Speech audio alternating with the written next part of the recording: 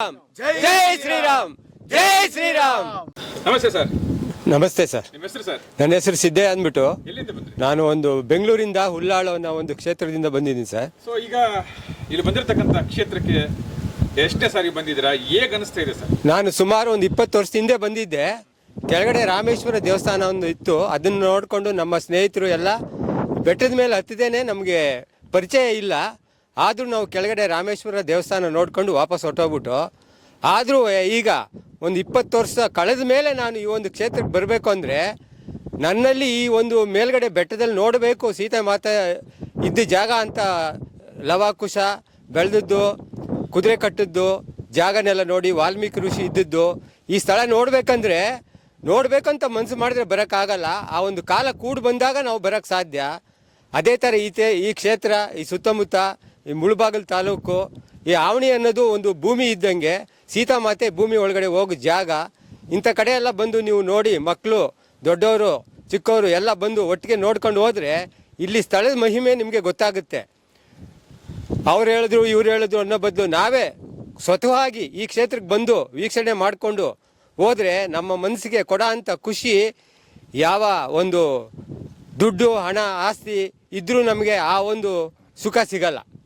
ಈ ಜನವರಿ 22ನೇ ತಾರೀಕು ಬೆಂಗಳೂರಿಂದ ನಾವು ಅಯೋಧ್ಯೆಗೆ ಹೋಗೋಕ್ಕಾಗಲ್ಲ. ಆದರೂ ಇವತ್ತು ಆವಣಿ ಈ ಬೆಟ್ಟದ ಮೇಲೆ ಬಂದಿದ್ದೀವಿ. ಅಲ್ಲಿಗೆ ಹೋದಷ್ಟೇ ಸಂತೋಷ, ಖುಷಿ, ಉಲ್ಲಾಸ ನಮ್ಮ ಮನಸ್ಸಿಗೆ ಆಗ್ತಾ ಇದೆ. ಐತಿಹಾಸಿಕ ಸ್ಥಳ ಇದು, ರಾಮಲಿಂಗೇಶ್ವರ ಅಂತ ಹೇಳ್ಬಿಟ್ಟು ಸೀತಾದೇವಿ ರಾಮನುಡ್ಕೊಂಬಂದು ಇಲ್ಲಿ ಬಂದು ಭೂಮಿ ತಾಯಿಯಾಗಿ ಭೂಮಿಯೊಳಗಿದ್ದಾಳೆ ಅಂತ ಕೇಳ್ಪಟ್ಟಿದ್ದೀನಿ. ಇದು ಫಸ್ಟ್ ಟೈಮ್ ನಾನು ಬಂದಿರೋದು ಈ ಸ್ಥಳಕ್ಕೆ. ಇದು ಇತಿಹಾಸ ತುಂಬ ಪ್ರಸಿದ್ಧವಾದ್ದು, ಕೇಳೋಕ್ಕೆ 2 ಕಿವಿಗಳು ಸಾಲು ಅಂತಲೂ ಹೇಳ್ಬೋದು. ನೋಡದೇ ಇರೋರು ದಯವಿಟ್ಟು ಬಂದು ಒಂದ್ಸಲಿ ವಿಸಿಟ್ ಕೊಡಿ. ಇದು ಆವತಿ ಅಂತ ಹೇಳ್ಬಿಟ್ಟು, ಆವಣಿ ಅಂತ ಹೇಳ್ಬಿಟ್ಟು, ಸಾರಿ ಆವತಿ ಅಲ್ಲ ಆವಣಿ ಅಂತೇಳಿ. ಆವಣಿ ಅಂದರೆ ಭೂಮಿ ಅಂತ ಹೇಳ್ತಾರೆ ಅಂತ ದೊಡ್ಡವರು ಇದಕ್ಕೆ ಹೇಳಿದ್ದಾರೆ, ಸಂಸ್ಕೃತದಲ್ಲಿದೆ ಅದು ಅರ್ಥ. ದಯವಿಟ್ಟು ಇದನ್ನು ಎಲ್ಲರೂ ಬಂದು ಒಂದ್ಸಲಿ ವಿಸಿಟ್ ಕೊಟ್ಟರೆ ತುಂಬ ಒಳ್ಳೆಯದು. ಇಲ್ಲಿ ರಾಮ ಲಕ್ಷ್ಮಣ ಲವಾಕುಶ ಹುಟ್ಟಿದ ಜಾಗನೂ ಅಂತಲೂ ಹೇಳ್ತಾರೆ. ಇಲ್ಲಿ ವಾಲ್ಮೀಕಿ ಇದಾಗಿದ್ದು ಒಂದು ಜಾಗ ಅಂತಲೂ ಹೇಳ್ತಾರೆ. ಸೀತಾಮಹಾದೇವಿ ಭೂತ ಇದಾಗಿದ್ದಾವೆ ಅಂತ ಹೇಳ್ತಾರೆ. ಇದೆಲ್ಲ ತಿಳ್ಕೊಬೇಕಾದ್ರೆ ಈ ಇತಿಹಾಸ ಕ್ಷೇತ್ರಕ್ಕೆ ಬಂದು ಒಂದ್ಸರಿ ಬಂದು ಹೋದರೆ ಅದು ಎಲ್ಲ ಜನಗಳಿಗೂ ಒಂಥರ ಇತಿಹಾಸದ ಇದು ಪುಟಗಳು ತಿರುವಾಗ್ದಂಗೆ ಆಗುತ್ತೆ. ನಾವು ಪುಟಗಳು ಓದಿಲ್ಲ ಅಂದರೂ ಅಟ್ಲೀಸ್ಟ್ ತಿಳ್ಕೊಂಡಂಗೆ ಆಗುತ್ತೆ ಇಲ್ಲಿ ಬಂದು ನೋಡಿದ್ರೆ. ಇದು ಪ್ರಥಮ ಬಾರಿಗೆ ಬಂದಿದ್ದೀನಿ. ಏನು ಅನಿಸುತ್ತೆ? ಒಂದು ರೋಮಾಂಚನ ಅನಿಸುತ್ತೆ ನನಗೆ. ಹೇಗೆ ಅಂದರೆ ನನ್ನ ಒಂದು ಮಾಯಾಲೋಕಕ್ಕೆ ಸ್ವರ್ಗಕ್ಕೆ ಹೋಗ್ದಂಗಿದೆ ನನಗೆ. ನನ್ನ ತಾಯಿ ಮಡಿಲಲ್ಲಿ ಬಂದು ಸೇರ್ಕೊಂಡೋಗಿದ್ದೀನಿ ಅಂತ ಅನ್ನಿಸ್ತಾ ಇದೆ ನನಗೆ.